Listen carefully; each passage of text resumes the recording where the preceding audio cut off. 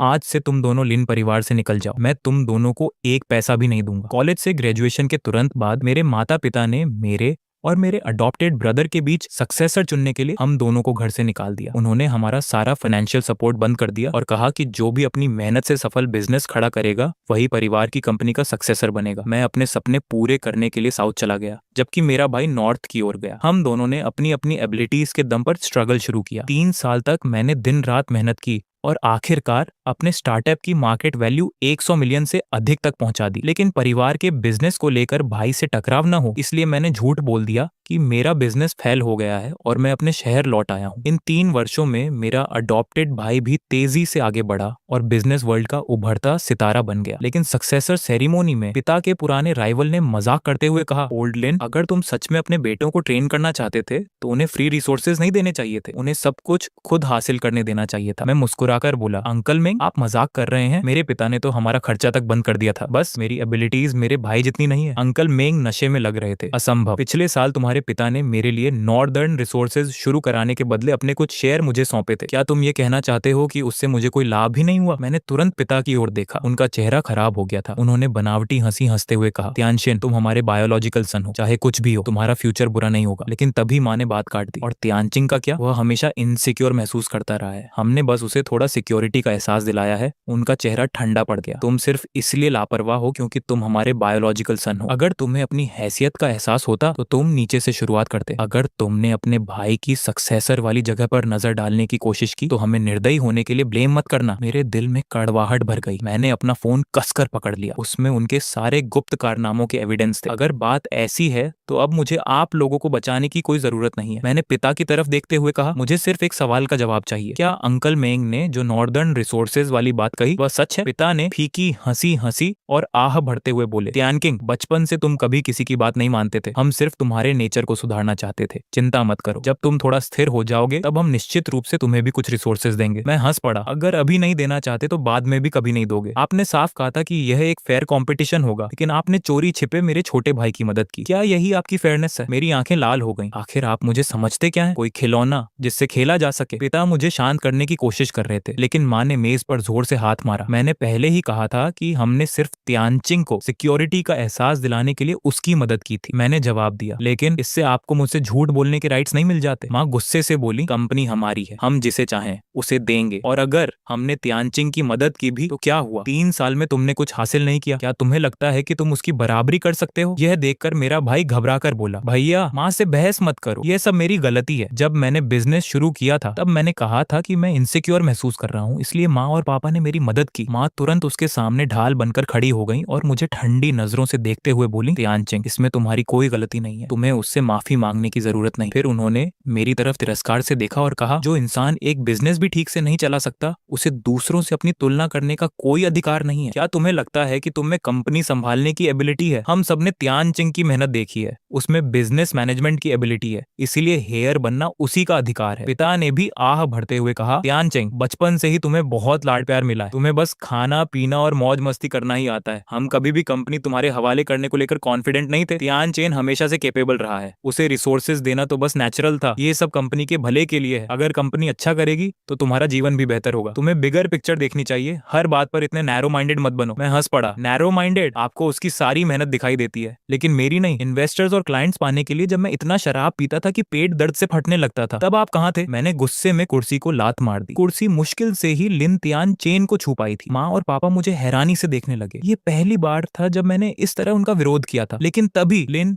त्यानचेन अचानक जमीन पर गिर पड़ा और दर्द से चिल्लाने लगा, आह, मेरी टांग। भैया, आप सही हैं मुझे मारने के लिए। मैं तो सिर्फ एक अडॉप्टेड बेटा हूँ, मुझे आपकी सक्सेसर वाली जगह नहीं लेनी चाहिए थी। मुझे सक्सेसर नहीं बनना, कृपया मुझे और मत चोट पहुंचाइए। ये देखकर पिता का चेहरा गुस्से से भर गया। बचपन में भी तुम त्यानचेन को बहुत सताते थे, अब समझ आया कि हमारा फैसला बिल्कुल सही था, वरना अगर तुम सक्सेसर बन जाते तो एक दिन उसे मार ही डालते। माँ घबराकर मेरे भाई की पैंट ऊपर करने लगी। वहाँ केवल एक छोटी सी खरोंच थी, लेकिन फिर भी उन्होंने मुझे घूरते हुए कहा, अगर त्यानचेन को कुछ भी हुआ तो कभी भी लिन परिवार में वापस मत आना और सक्सेसर बनने का सपना भी भूल जाओ। उन्हें तियान चेन की इस तरह रक्षा करते देखकर मेरा दिल पूरी तरह ठंडा पड़ गया। मैंने कड़वी मुस्कान के साथ कहा, अगर बात ऐसी है तो आज से हमारा रिश्ता खत्म। सक्सेसर की बात तो छोड़िए, अब मुझे पूरी लिन कॉर्पोरेशन में भी कोई दिलचस्पी नहीं है। इतना कहकर मैं प्राइवेट रूम से बाहर निकल गया, लेकिन जैसे ही मैंने दरवाजा जोर से बंद किया, मुझे अंकल मिंग की आवाज सुनाई दी। ओल्ड लिन, इसका मुझसे कोई लेना देना नहीं है। तुम ही चाहते थे कि इस मौके का इस्तेमाल करके तियानचिंग को दबाया जाए ताकि तियान चेन आसानी से लिन परिवार का सक्सेसर बन सके, इसीलिए तुमने मुझसे वे बातें कहलवाई थी। पिता ने आह भरते हुए कहा, काश मुझे पता होता कि वह इतनी हार्श रिस्पॉन्स देगा तो मैं ऐसा नहीं करता। मैं चलते चलते रुक गया। मेरे दिल में अब भी उम्मीद की एक छोटी सी किरण बाकी थी कि शायद उन्हें मेरे लिए थोड़ी चिंता हो, लेकिन उनके अगले शब्दों ने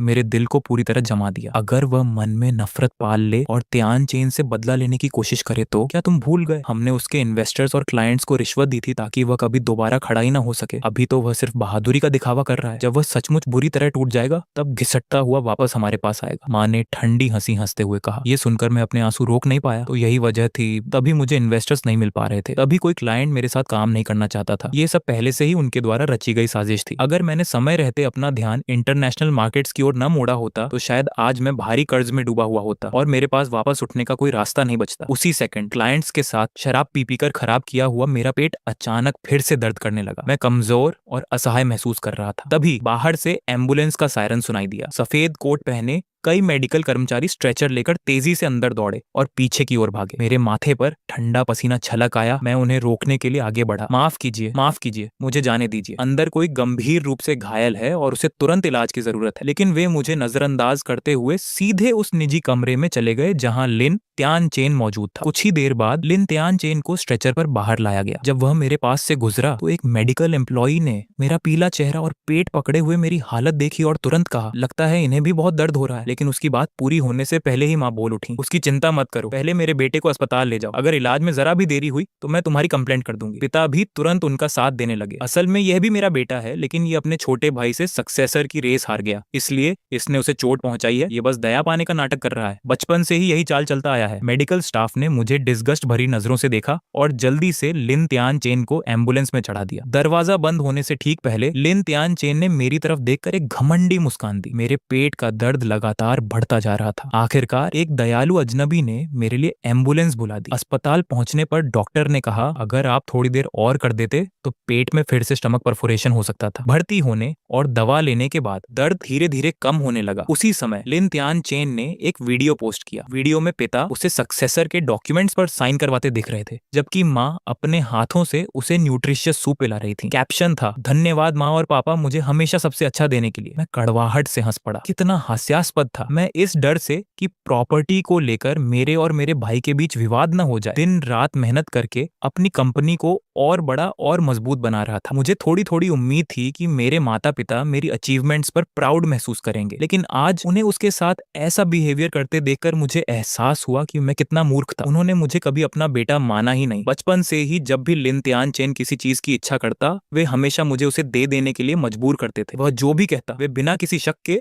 उस पर विश्वास कर लेते थे, जबकि उनकी नजरों में मैं सिर्फ एक निकम्मा, बेकार और अय्याश लड़का था। शायद उनकी नजर में मेरी कीमत एक कुत्ते से भी कम थी। तभी मेरे सबोर्डिनेट का मैसेज आया, बॉस लिन कॉर्पोरेशन के टैक्स मामले के बारे में कहा जा रहा है कि इस बार उन्होंने भारी टैक्स चोरी की है और अगले 2 दिनों में सख्त ऑडिट होने वाला है। हमें तुरंत 20 मिलियन युआन की व्यवस्था करनी होगी, वरना बड़ी समस्या खड़ी हो जाएगी। मैंने सिर हिलाते हुए जवाब दिया, जरूरत नहीं है, वह 20 मिलियन नए प्रोजेक्ट में इन्वेस्ट कर दो। लिन परिवार का सक्सेसर अब तय हो चुका है। मेरा वहाँ कोई अधिकार या हैसियत नहीं बची। अस्पताल से डिस्चार्ज होने के बाद मेरा इरादा सीधे साउथ लौटने का था, लेकिन अचानक ट्रेन सर्विसेज टेम्पोरेरीली बंद हो गई। अनाउंसमेंट हुई कि 1 सप्ताह तक ट्रेनें नहीं चलेंगी। मेरे पास करने को कुछ नहीं था, इसीलिए मैं लिन कॉर्पोरेशन पहुंच गया। स्टार्टअप के शुरुआती दौर में मैंने चुपचाप कई करोड़ युआन का एक बड़ी बिजनेस डील के लिए लिन कॉर्पोरेशन के नाम पर ट्रांसफर कर दी था। मेरा इरादा बाद में उन्हें यह बताकर एक बड़ा सरप्राइज देने का था, लेकिन अब लगता है कि उस सरप्राइज की कोई जरूरत नहीं रही। लिन कॉर्पोरेशन में सेल्स और फाइनेंस डिपार्टमेंट पूरी तरह अलग अलग काम करते थे। फाइनेंस डिपार्टमेंट यही समझता कि वह डील सेल्स टीम ने हासिल की है। अब मैं वे बिजनेस डील वापस लेना चाहता था, इसलिए सबसे पहले मुझे उसकी इनकम और करंट सिचुएशन को वेरीफाई करना था। लेकिन जैसे ही मैं कंपनी के अंदर दाखिल हुआ, मेरी मुलाकात अचानक लिन तियान चेन से हो गई। वह मेरे पास आया और व्यंग्य भरे लहजे में बोला, भैया माँ और पापा कह रहे थे कि अब आपके पास जाने के लिए कोई जगह नहीं है, इसलिए आप जरूर कंपनी में आएंगे। मुझे उम्मीद नहीं थी कि आप सच में आ जाओगे। अब उसने पूरी तरह अपना असली चेहरा दिखा दिया था। मुझे अब किसी सो कॉल्ड ब्रदरहुड के रिश्ते निभाने की जरूरत नहीं थी। मैंने शांत स्वर में कहा, लिन कॉर्पोरेशन का भविष्य का सीईओ बनने के लिए तुमने सचमुच बहुत मेहनत की है। वह नाक सिकोड़ कर हंसा। और क्या करता, बचपन से ही तुम हर चीज में मुझसे बेहतर रहे हो। अगर मैं कुछ चाले न चलता तो तुम्हें हराने का कॉन्फिडेंस ही नहीं होता। उसके चेहरे पर घमंड भरी मुस्कान फैल गई। फिर वह मेरे करीब आया और मुस्कुराते हुए बोला, ओह हाँ, एक और बात, पापा ने पहले ही लू परिवार को बता दिया है कि मैं ही सक्सेसर हूँ। परसों मेरी सगाई लू त्यांशुआन से होने वाली है। तुम बचपन से उसे पसंद करते थे, है ना? अब कैसा लग रहा है? उसकी छोटी सोच वाली जीत देखकर मेरे अंदर गुस्से की लहर दौड़ गई। मैं अभी भी हमारे रिश्ते को सुधारने के बारे में सोच रहा था, लेकिन वह तो मेरी हर चीज छीन लेने पर तुला हुआ था। मैंने उसका कॉलर पकड़ लिया। उसी समय माँ और पापा सीढ़ियों से नीचे आए और उन्होंने यह सीन देख लिया। माँ गुस्से से चिल्लाई, क्या कर रहे हो तुम? अभी उसे छोड़ो। पिता दौड़कर आए और मुझे जोर से धक्का दिया। फिर वे लीन त्यान चेन के सामने ढाल बनकर खड़े हो गए। उन्होंने मुझे ऐसे घूरा जैसे मैं उनका दुश्मन हूँ। उसने अपनी एबिलिटी के दम पर सक्सेसर की जगह हासिल की है और तुम बार बार उसे नुकसान पहुंचाने की कोशिश कर रहे हो। हमारे घर में तुम्हारे जैसा निर्दयी बेटा कैसे पैदा हो गया? फिर उन्होंने चिंतित होकर पूछा, त्यान चेन, तुम ठीक तो हो? इसने तुम्हें चोट तो नहीं पहुंचाई? लिन त्यान चेन ने उदास चेहरा बनाकर सिर हिलाया। माँ, भैया सिर्फ इसलिए परेशान है क्योंकि मैं सक्सेसर बन गया हूँ। आखिरकार वे हमेशा मुझसे बेहतर रहे हैं। ऐसी निराशा महसूस करना नेचुरल है। वे अभी इसे स्वीकार नहीं कर पा रहे हैं। कृपया उन्हें ब्लेम मत करो। वे मेरे बड़े भाई हैं। मैं नहीं चाहता कि वे इस वजह से दुखी हों। ये सुनकर पिता ने निराशा से मेरी तरफ देखा। त्यान चेंग, काश तुम में त्यान चेन की आधी भी सहनशीलता होती। माँ ने दांत भींचकर मुझे घूरा। उनकी आवाज बर्फ जैसी ठंडी थी। वह सहनशील? अगर वह त्यान चेन के खिलाफ साजिश न करे तो वही किसी मिरेकल से कम नहीं होगा। फिर उन्होंने उंगली दिखाते हुए कहा, बेहतर होगा कि तुम अपने बिहेवियर पर विचार करो, वरना मुझे तुम्हें अपना बेटा मानने से इनकार करने के लिए ब्लेम मत करना। इतना कहकर उन्होंने मेरी तरफ दोबारा देखने की भी जहमत नहीं उठाई। वह लिन त्यान चेन को लेकर चली गई। जाते जाते मैं उन्हें उसे मनाते हुए सुन सकता था। त्यान चेन, तुम्हें पालतू जानवर पसंद है ना? माँ ने तुम्हारे लिए एक प्यारा सा बिल्ली का बच्चा खरीदा है। पिता ने मेरी तरफ देखा, भारी आह भरी, सिर हिलाया और उनके पीछे चले गए। मैं ठंडी नजरों से उन्हें तब तक देखता रहा जब तक वे मेरी नजरों से ओझल नहीं हो गए। तभी मैंने नजरें फेर ली। कंपनी का वर्क रूटीन उस दिन के लिए बंद हो चुका था। मैंने काफी देर तक खोजबीन की और आखिरकार उस प्रोजेक्ट की पूरी जानकारी निकाल ली। लेकिन इसी दौरान मुझे एक चौंकाने वाली बात पता चली। 1 साल पहले माँ और पापा ने लिन त्यान चेन का मन बहलाने के लिए कंपनी के पैसे निकालकर उसके लिए एक आलीशान यॉट खरीद दिया था। बाद में जब उसका मन भर गया तो उसने उस जहाज को बेच भी दिया, लेकिन इस पूरे लेन देन को कंपनी के रिकॉर्ड में छिपा दिया गया था। मैंने और गहराई से जांच की तो ऐसे कई और मामले सामने आए। इन सब में न जाने कितनी टैक्स चोरी की गई थी। पिछले साल एक दोस्त ने मुझे बताया था कि लिन ग्रुप टैक्स चोरी कर रहा है। तब मैंने बहुत बड़ी कीमत चुकाकर उनकी कमियों को छिपाने में मदद की थी, लेकिन इस बार मैं उनके लिए फिर से ऐसा जोखिम नहीं उठाने वाला था। ट्रेन सर्विस शुरू होने में अभी कुछ दिन बाकी थे, इसलिए मैंने एक होटल में कमरा ले लिया। अगली शाम न जाने कैसे मेरे माता पिता को मेरे ठिकाने का पता चल गया। जैसे ही मैं बाहर निकला उन्होंने मुझे रोक लिया। मुझे देखते ही माँ ने तिरस्कार भरी मुस्कान के साथ कहा, क्या तुम्हें लगा था कि तुम ज्यादा दिन छिपे रह पाओगे? ऐसी घटिया जगह में रह रहे हो, तुम्हें परिवार की इज्जत की बिल्कुल परवाह नहीं है क्या? या फिर अब तुम्हें इसकी आदत पड़ गई है? हमारे सहारे के बिना तुम बस ऐसे सस्ते होटल में ही रह सकते हो। सच तो ये है कि तुम पूरी तरह असफल हो, एक निकम्मे इंसान जो सिर्फ परिवार पर निर्भर रह सकता है। मैंने उनकी बातों को अनसुना किया, मुड़ा और वहां से जाने लगा। लेकिन लिन त्यानशिन मेरे सामने आकर खड़ा हो गया। भैया, ऐसी कौन सी बात है जो बैठकर सुलझाई नहीं जा सकती? इस बार मैं ही माँ और पापा को आपके पास लेकर आया हूँ। मैं आपको कल मेरी और लू चांचान की सगाई में बुलाने आया हूँ। मैंने माँ और पापा से कह दिया है कि कंपनी के 1,000वें हिस्से के शेयर आपको दे दिए जाए। अब जिद छोड़िए और हमारे साथ घर चलिए। पिता ने सिर हिलाया और आह भरते हुए कहा, लिन त्यानशिन ने अपनी मर्जी से तुम्हें ये शेयर देने की बात कही है। इससे पता चलता है कि उसका दिल कितना बड़ा है। तुम्हें ऐसे समझदार और उदार भाई का आभारी होना चाहिए। मैंने ठंडे स्वर में कहा, 1,000वां हिस्सा मुझे उसकी कोई जरूरत नहीं है। मैंने बेरुखी से लिन त्यानशिन का हाथ झटक दिया। वह मानो पहले से तैयार बैठा था। तुरंत जमीन पर गिर पड़ा। उसके हाथ में हल्की सी चोट लग गई और खून निकलने लगा। यह देखते ही माँ गुस्से से चीख उठी, अगर कल त्यानशिन की सगाई न होती, अगर लिन परिवार की रेप्यूटेशन का सवाल न होता, तो क्या तुम्हें लगता है कि हम तुम्हें वापस घर लाने आते? बचपन से तुम लिन त्यानशिन को परेशान करते आए हो और अब हमारे सामने ही उस पर हाथ उठाने की हिम्मत कर रहे हो। हमें यहाँ आना ही नहीं चाहिए था। चूंकि तुम्हें ये मौका नहीं चाहिए तो मत लो। मैं देखना चाहती हूँ कि हमारी मदद और देखभाल के बिना तुम कितने दिन टिक पाते हो। उनकी बातें सुनकर मुझे बेहद हास्यास्पद लगा। मैं हंसते हुए बोला, क्या आपको अपनी बात खुद हास्यास्पद नहीं लगती? बचपन से लेकर आज तक आप दोनों में से किसने कभी मुझे लिन त्यानशिन को सताते हुए देखा है? हर बार वह सिर्फ एक शिकायत शिकायत कर देता था और आप बिना किसी जांच पड़ताल के मुझे सजा दे देते थे। इस बार उसे सक्सेसर बनाने के लिए आपने 3 साल तक मुझसे झूठ बोला, मेरी सारी मेहनत और अचीवमेंट्स को नकार दिया। क्या यही आपका सपोर्ट कहलाता है? चुप रहो। माँ ने गुस्से में हाथ उठाया और मुझे थप्पड़ मारने की कोशिश की, लेकिन इस बार मैंने उनका हाथ पकड़ लिया और उन्हें पीछे धकेल दिया। यह देखकर लिन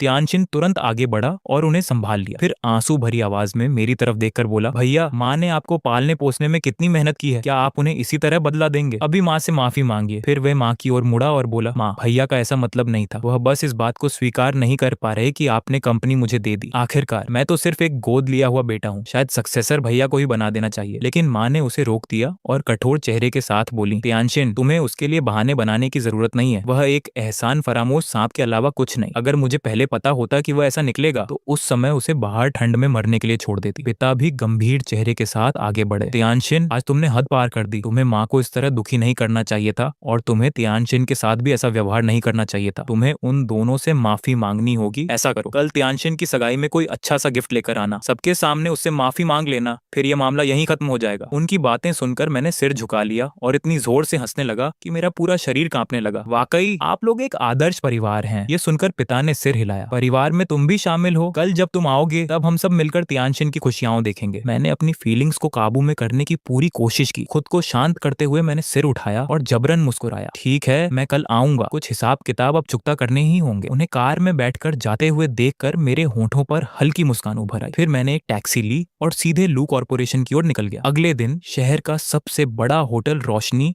और डेकोरेशन से जगमगा रहा था। चारों तरफ उत्साह का माहौल था। लिन और लू परिवारों के बीच होने वाला ये मैरिज अलायंस पूरे शहर की चर्चा का टॉपिक बना हुआ था। सोशल मीडिया की हर ट्रेंडिंग सूची में इसी की चर्चा थी। बिजनेस वर्ल्ड की कई बड़ी हस्तियां इस समारोह में शामिल होने पहुंची थी। होटल के अंदर लिन तियानशिन गर्व से भरा हुआ था और सबकी प्रशंसा का आनंद ले रहा था। माँ की आंखें भावुक होकर लाल हो गईं। बस मैं तियानशिन को खुश देख लूं, मेरे लिए यही काफी है। पिता ने भी सेटिस्फाइड होकर सांस लेते हुए कहा, तियानशिन जैसा बेटा होना मेरे लिए प्राउड की बात है। फिर अचानक उन्होंने भौहें सिकोड़ ली। सेरेमोनी शुरू होने वाला है, वह लड़का अभी तक क्यों नहीं आया? माँ बोली, शायद मैं उसे फोन करके पूछूं। लेकिन अगले ही पल उनकी आंखों में घृणा झलक उठी। छोड़ो भी, वह कहीं बाहर मौज मस्ती कर रहा होगा। उस जैसे बेटे का होना हमारे लिए सिर्फ शर्म की बात है। अगर आज भी वह नहीं आया तो मैं उससे सारे रिश्ते तोड़ दूंगी। लेकिन जैसे ही उनकी बात खत्म हुई, कंपनी का एक कर्मचारी घबराया हुआ अंदर भागता आया। मिस्टर लिन, बड़ी समस्या हो गई है। सब लोग चौंक कर उसकी ओर देखने लगे। अभी अभी इंस्पेक्शन डिपार्टमेंट की गाड़ियां कंपनी के गेट पर पहुंची हैं। उनका कहना है कि हमारी कंपनी में सीरियस इरेगुलरिटीज पाई गई हैं। वे चाहते हैं कि आप तुरंत जाकर इन्वेस्टिगेशन में सहयोग करें। यह सुनकर माँ और पिता दोनों स्तब्ध रह गए। लिन तियानशिन ने कर्मचारी का कॉलर पकड़ लिया। तुमने अभी क्या कहा? कर्मचारी घबराते हुए बोला, यंग मास्टर लिन, मेरा मतलब है कि टैक्स डिपार्टमेंट की इन्वेस्टिगेशन टीम पहले ही कंपनी पहुंच चुकी है। उनका कहना है कि हमारी कंपनी ने कई बार टैक्स चोरी की है और वे चाहते हैं कि आप तुरंत जांच में सहयोग करें। अगर हम सहयोग नहीं करते तो वे लोगों को गिरफ्तार करने यहाँ भी आ सकते हैं। और इस बार तो उनके सीनियर ऑफिसर भी साथ आए हैं। उनकी बातों से लग रहा है कि मामला बहुत गंभीर है, यहाँ तक कि जेल भी हो सकती है। यह सुनते ही पिता का चेहरा सफेद पड़ गया। यह कैसे हो सकता है? हमारी कंपनी हमेशा नियमों के अनुसार काम करती आई है, ऐसा आखिर हुआ कैसे? कुछ पल सोचने के बाद उन्होंने कहा, जब तक कि कंपनी के अंदर किसी ने गुप्त रूप से धन का घपला न किया हो। जैसे ही उन्होंने यह कहा, माँ के चेहरे पर गिल्ट की एक झलक दिखाई दी। पिता इतने वर्षों तक बिजनेस वर्ल्ड में टिके नहीं थे कि इतनी छोटी बात न समझ पाते। माँ के चेहरे का भाव बदलते ही उन्हें सब समझ आ गया। वैन्या, तुम्हें कुछ पता है ना? माँ ने उनका हाथ पकड़ लिया और जबरन मुस्कुराते हुए बोली, आप जानते ही हैं कि तियानशिन हमेशा खुद को असुरक्षित महसूस करता रहा है। क्या आपको याद है 2 साल पहले वह गंभीर रूप से बीमार पड़ गया था? उसे खुश करने के लिए मैंने कंपनी के खाते से कुछ लाख युआन निकालकर उसके लिए कुछ उपहार खरीद दिए थे। पिता ने भौहें चढ़ा ली। तुमने मुझे उस समय क्यों नहीं बताया? और आखिर खरीदा क्या था? माँ ने धीमे स्वर में कहा, मुझे डर था कि आप मना कर देंगे। मैंने बस तियानशिन के लिए एक नया गेमिंग कंसोल खरीदा था। बाद में उसे वह पसंद नहीं आया तो मैंने उसे कम कीमत पर बेच दिया। मुझे लगा कि कंपनी के लिए वह रकम कोई बड़ी बात नहीं है, इसलिए मैंने ज्यादा ध्यान नहीं दिया। कंसोल बेचकर जो पैसे मिले वे भी मैंने तियानशिन को जेब खर्च के तौर पर दे दिए। ये सुनकर पिता का खून खौल उठा, लेकिन फिर भी उन्होंने उलझन में पूछा, फिर भी बात समझ में नहीं आ रही। कुछ लाख युआन की बात पर टैक्स डिपार्टमेंट के इतने हाई रैंकिंग ऑफिशियल्स खुद यहाँ नहीं आते। क्या तुम मुझसे अभी भी कुछ छिपा रही हो? माँ ने सिर झुका लिया। वह चुप रही और उनकी ये खामोशी ही सबसे बड़ा जवाब थी। लेकिन आखिरकार पिता की लगातार घूरती हुई नजरों के दबाव में माँ टूट गई। असल में पिछले साल जब मैंने देखा कि तियानशिन का बिजनेस ठीक नहीं चल रहा है तो मैंने कंपनी के खाते से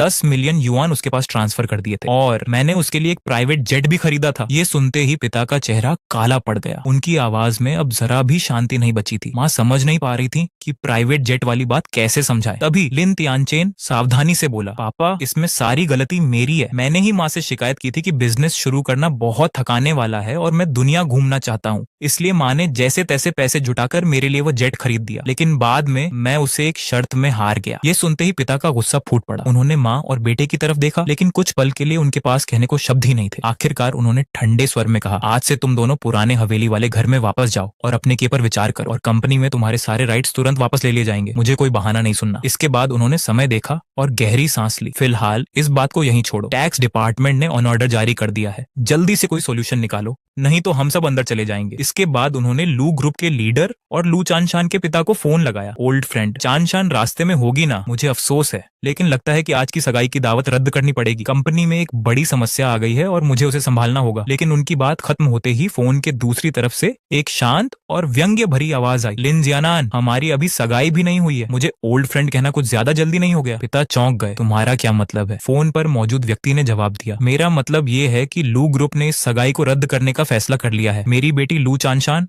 अब तुम्हारे बेटे लिन तियानचेन से शादी नहीं करना चाहती। यह सुनते ही पिता के चेहरे पर गुस्सा छा गया। लू वान, तुम्हारी हिम्मत कैसे हुई ऐसा कहने की? क्या तुम्हें डर नहीं कि मैं लू ग्रुप की फंडिंग बंद कर दूंगा? फोन के दूसरी तरफ से ठंडी हंसी सुनाई दी। फंडिंग? मजाक मत करो। तुम्हारी तथाकथित फंडिंग का मतलब सिर्फ इतना था कि मैं अपनी बेटी को बेच दूं। अगर तियानचिंग ना होता तो मैं बहुत बड़ी गलती कर बैठता। पिता की आंखें फैल गईं। तियानचिंग, क्या वह तुम्हारे साथ है? लू वान ने ठंडे स्वर में कहा, यह तुम्हारा मामला नहीं है। तुम्हें बस इतना जानना चाहिए कि लू कॉर्पोरेशन को दोबारा उठने के लिए तुम्हारे साथ किसी मैरिज अलायंस की जरूरत नहीं है। अभी तुम्हें इस बात की चिंता करनी चाहिए कि टैक्स डिपार्टमेंट का सामना कैसे करोगे। इतना कहकर उन्होंने फोन काट दिया। अभी हुई बातचीत माँ और लिन तियानचेन ने भी सुन ली थी। दोनों अविश्वास से पिता की ओर देखने लगे। माँ ने दांत भींचकर कहा, क्या लू परिवार पागल हो गया है? क्या उन्हें सच में लगता है कि लिन तियानचिंग उन्हें दोबारा खड़ा कर सकता है? लिन तियानचेन के चेहरे पर भी कंफ्यूजन साफ दिखाई दे रहा था। कुछ देर सोचने के बाद पिता की आंखों में एक खतरनाक चमक उभरी। उन्होंने दूर देखते हुए कहा, पहले कंपनी चलते हैं और इस समस्या को सुलझाते हैं, उसके बाद हम लिन तियानचिंग को ढूंढेंगे और उसे सारी सच्चाई निकलवाएंगे। यह कहकर तीनों रोल्स रॉयस में बैठे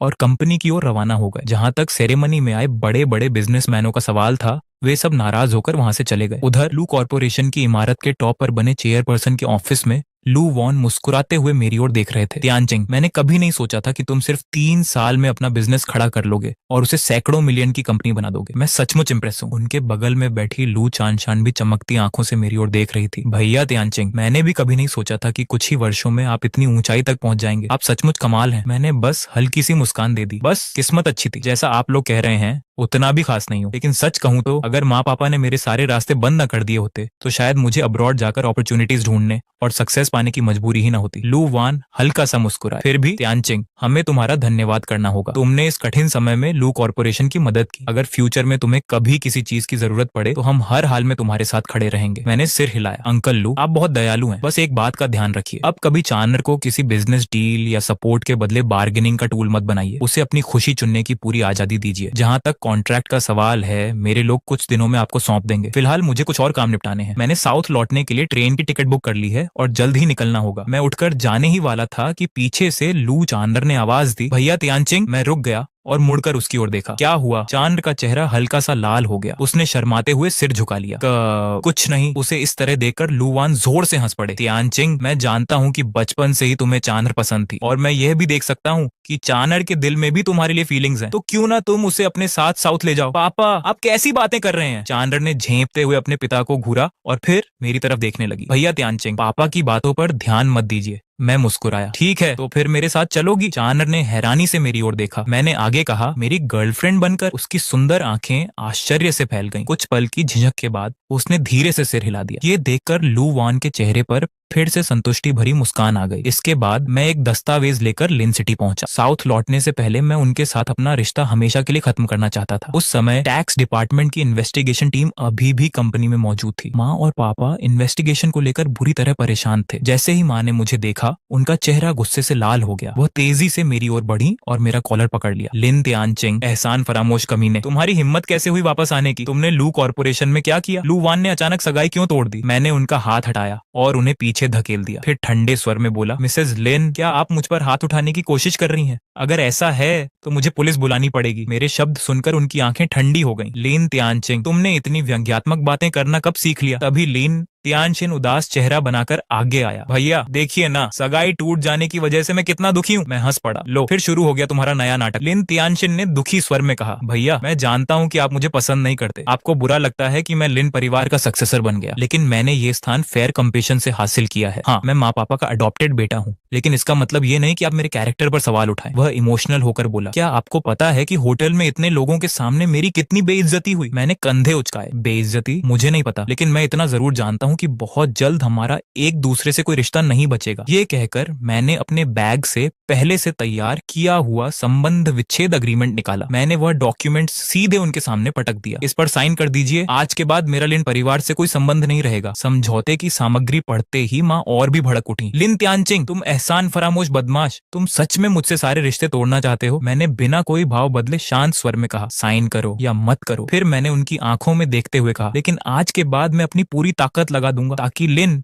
तियानचिन से सक्सेसर की वह कुर्सी छीन सकूं। यह सुनते ही माँ ने तुरंत मेरे हाथ से पेन छीन लिया और बिना एक पल गंवाए एग्रीमेंट पर अपना नाम लिख दिया। यहाँ तक कि लिन तियानशिन के लिए उन्होंने पिता की तरफ से भी साइन कर दी। फिर उन्होंने लिन तियानशिन की ओर देखकर कहा, तियानशिन तुम भी साइन कर दो, आज से मेरा कोई ऐसा नालायक बेटा नहीं है और तुम्हारा भी ऐसा एहसान फरामोश भाई नहीं है। यह सुनकर लिन तियानशिन ने दिखावे के लिए कुछ अनिच्छा जताई, लेकिन अगले ही पल उसने भी जल्दी से अपना नाम लिख दिया। मेरे होंठों पर हल्की मुस्कान उभर आई। मैंने धीरे धीरे उस संबंध विच्छेद एग्रीमेंट को मोड़ा और जेब में रख लिया। आज के बाद मेरा और लिन फैमिली से मेरा कोई रिलेशन नहीं रहेगा। उसी समय पिता कुछ एम्प्लॉयज के साथ फाइनेंशियल डिपार्टमेंट से बाहर निकले। उनके चेहरे को देखकर साफ पता चल रहा था कि इन्वेस्टिगेशन में काफी एविडेंस मिल चुके थे। उन एम्प्लॉयज में से एक ने मुझे देखा और मुस्कुराते हुए मेरी तरफ बढ़ाया। अरे तियानचिंग, तुम तो साउथ वापस जाने वाले थे, अभी तक गए नहीं? मैं भी मुस्कुराया। ओल्ड सॉन्ग, आप भी यहाँ हैं? मेरी ट्रेन 2 दिन बाद है, कोई जल्दी नहीं है। कैसा रहेगा आज रात साथ बैठकर कुछ पीते हैं? उन्होंने हंसते हुए सिर हिलाया। लेकिन ये सीन देखकर माँ, पिता और लिन तियानचिन तीनों स्तब्ध रह गए। पिता जल्दी से मेरी ओर आए। उन्होंने अपने गुस्से को दबाते हुए चेहरे पर मुस्कान लाने की कोशिश की। तियानचिंग, तुम डायरेक्टर सॉन्ग को जानते हो? मैंने उनकी ओर देखना भी जरूरी नहीं समझा। मैंने सिर्फ ओल्ड सॉन्ग से कहा, आज रात मिलते हैं। ये कहकर मैं जाने के लिए मुड़ा, लेकिन पिता ने रास्ता रोक लिया। फिर उन्होंने डायरेक्टर सॉन्ग की ओर देखकर कहा, डायरेक्टर सॉन्ग, तियानचिंग मेरा बेटा है। मुझे पता ही नहीं था कि वह आपका फ्रेंड है, चूंकि हम सब अपने ही लोग हैं। क्या आप? लेकिन उनकी बात पूरी होने से पहले ही ओल्ड सॉन्ग ने उन्हें ठंडे स्वर में मना कर दिया। यह देखकर पिता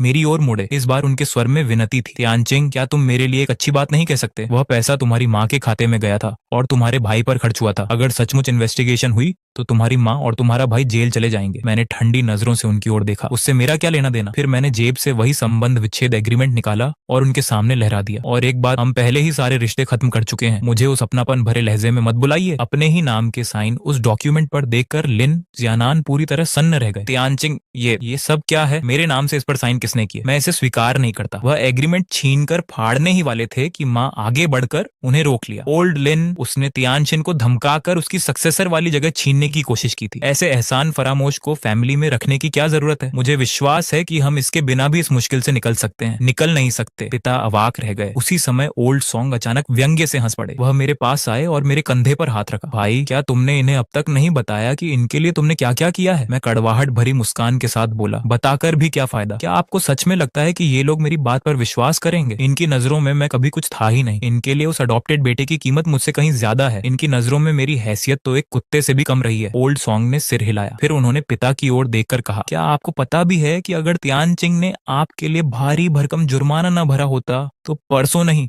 बल्कि 2 साल पहले ही आपकी कंपनी की इन्वेस्टिगेशन शुरू हो जाती। लेकिन आपकी आंखों में तो सिर्फ वही अडॉप्टेड बेटा बसता है जो हर समय कंप्लेंट करता रहता है। सच कहूं तो ये बेहद हास्यास्पद है। ये सुनते ही पिता का चेहरा बदल गया। उन्होंने अविश्वास से मेरी ओर देखा। उसकी आंखों में कुछ अलग सा भाव उभरा। लेकिन माँ पूरी तरह बौखला चुकी थी। क्या मैंने उससे मदद मांगी थी? कौन जाने उसके मन में क्या स्वार्थ रहा होगा। वह हमेशा से निकम्मा ही रहा है। यह सुनकर भले ही हमारा रिश्ता पहले ही टूट चुका था, फिर भी मेरे दिल में दर्द उठा। उसी समय लू परिवार की कार धीरे धीरे आकर रुकी। लू वान और उनकी बेटी लू चान कार से उतरे। मैंने लू चान की ओर हल्की मुस्कान के साथ देखा। तुम यहाँ कैसे? लू चान शरारती मुस्कान के साथ बोली। पापा को अंदाजा था कि तुम यहाँ आओगे। उन्हें डर था कि तुम अकेले पड़ जाओगे, इसीलिए वे खास तौर पर मुझे तुम्हारा साथ देने के लिए लाए हैं। ये कहकर वह मेरे पास आई और मेरा हाथ थाम लिया। मेरे दिल में गर्माहट सी भर गई। मामला तो अब सुलझ चुका है। उन्हें देखकर माँ का गुस्सा और भड़क गया। उन्होंने लू वान की ओर उंगली उठाकर कहा, क्या यही तुम्हारा वादा निभाने का तरीका है? मेरे बेटे को सबके सामने मूर्ख बना दिया। मैं पूरे शहर में तुम्हारे लू परिवार की जिंदगी मुश्किल कर दूंगी। फिर उन्होंने लू छान चान की ओर इशारा किया, और तुम अभी कुछ देर पहले तक मेरे बेटे की फियांसी बनने वाली थी और अब इस एहसान फरामोश के साथ घूम रही हो। तुमने सभी औरतों को शर्मिंदा कर दिया है। लू चान चान जवाब देने ही वाली थी कि मैं उसके सामने आकर खड़ा हो गया। मैंने माँ की आंखों में देखते हुए ठंडे स्वर में कहा, मेरी गर्लफ्रेंड से माफी मांगो, वरना लिन परिवार के खिलाफ मैं भी कोई रियायत नहीं दिखाऊंगा। माहौल अचानक सीरियस हो गया। तभी ओल्ड सॉन्ग वहां आए और उनकी मौजूदगी ने आग में घी डालने का काम किया। उन्होंने मुस्कुराते हुए मेरे कंधे पर हाथ रखा। बधाई हो भाई, शहर वापस आए और लड़की भी जीत ली। शादी कब कर रहे हो? मुझे पार्टी देना मत भूलना। मैं मुस्कुराया, समय आने पर जरूर बताऊंगा। इसके बाद मेरा उन तीनों को और देखने का मन नहीं हुआ। मैं लू चान चान के साथ वहां से चला गया। उधर ओल्ड सॉन्ग उन्हें आगे की पूछताछ के लिए ले गए। कंपनी के लिए 1 करोड़ युआन कोई बहुत बड़ी रकम नहीं थी, लेकिन टैक्स चोरी की राशि काफी गंभीर थी। अगले ही दिन लिन परिवार की खबरें पूरे शहर की सुर्खियां बन गईं। उनकी साख गिरने के कारण कई बिजनेस पार्टनर्स ने उनके साथ अपने कॉन्ट्रैक्ट रद्द कर दिए। उसी दोपहर माँ अचानक मेरे पास आई। तुम्हारे पिताजी की गिरफ्तारी के लिए मैं जिम्मेदार हूँ। तभी मुझे पता चला कि पिता ने माँ और लिन त्यानचेन को बचाने के लिए सारा दोष अपने ऊपर ले लिया था। कितनी विडंबना थी। जिस पिता के प्यार के लिए मैं पूरी जिंदगी तरसता रहा, उसका एहसास मुझे कभी नहीं मिला। मैंने उनकी बात अनसुनी कर दी और अपने लोगों से उन्हें बाहर निकलवा दिया। उस रात मैं और लू चान चान आतिशबाजी देखने गए। हमने साथ बैठकर शराब पी और अपने दिल की सारी बातें एक दूसरे के साथ शेयर की। अगली सुबह हमने मिस्टर लू से विदा ली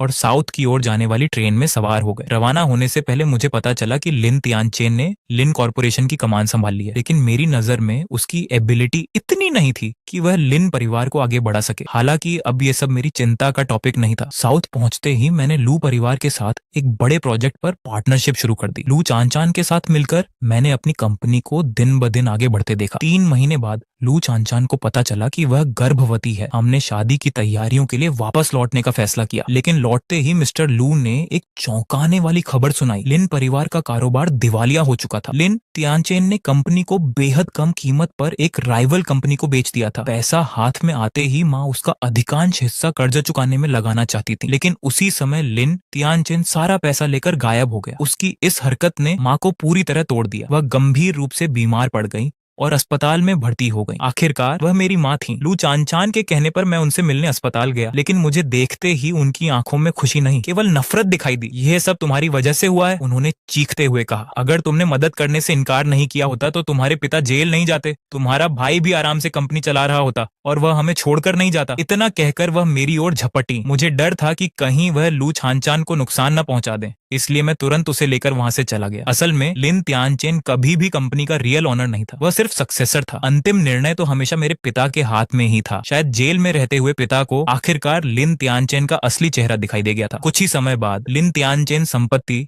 गाफले के आरोप में वांटेड क्रिमिनल डिक्लेयर कर दिया गया, लेकिन कोई भी उसे ढूंढ नहीं पाया। 6 महीने बाद जिस रात लू चान चान अपने बच्चे को जन्म देने वाली थी, मैंने अचानक अस्पताल के बाहर लिन त्यानचेन को देखा। उसकी हालत किसी भिखारी जैसी हो चुकी थी। मैं उसके पास गया और शांत स्वर में कहा, पुलिस इतने समय से तुम्हें ढूंढ रही थी। अब समझ आया कि वे तुम्हें क्यों नहीं पहचान पाए। मुझे देखते ही उसकी आंखों में नफरत भर गई। यह सब तुम्हारी वजह से हुआ है, वह गुर्राया। अगर तुमने लिन परिवार की मदद की होती तो हमारा ये हाल कभी नहीं होता। सुना है तुम अब एक बड़ी लिस्टेड कंपनी के ओनर हो, लेकिन उससे क्या फर्क पड़ता है? वह तिरस्कार से हंसा। चाहे तुम कितने भी सफल हो जाओ, ये सच नहीं बदल सकता कि तुम्हारे अपने माता पिता ने तुम्हें ठुकरा दिया था। तुम हमेशा वही नाकाम बेटा रहोगे जिसे उसके माँ बाप ने कभी स्वीकार नहीं किया। उसकी बातें सुनकर मेरे भीतर कोई हलचल नहीं हुई। उसी समय दूर से पुलिस सायरनों की आवाज सुनाई देने लगी। मैंने उसकी ओर दोबारा देखने की भी जरूरत नहीं समझी। मैं मुड़ा और अस्पताल के भीतर चला गया, क्योंकि मेरी असली खुशी वहीं मेरा इंतजार कर रही थी।